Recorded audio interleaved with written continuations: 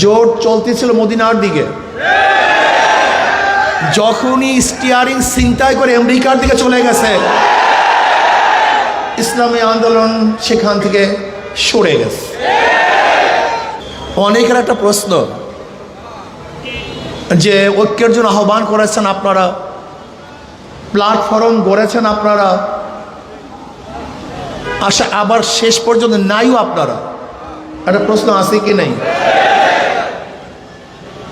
ইসলামী আন্দোলনের সম্মানিত আমির ইসলামের পক্ষে একটা বাক্সের জন্য আহ্বান করেছিল।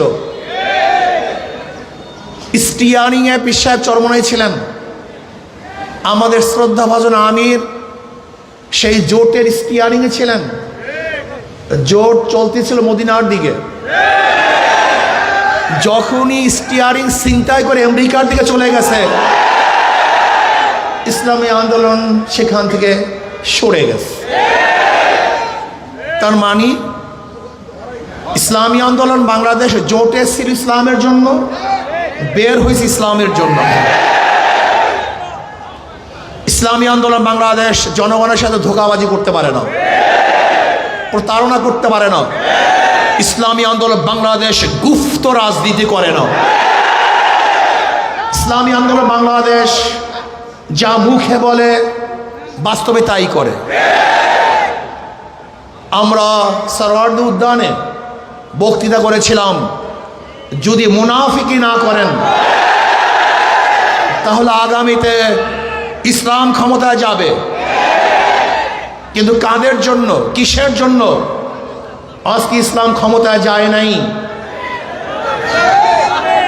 হয়তোবা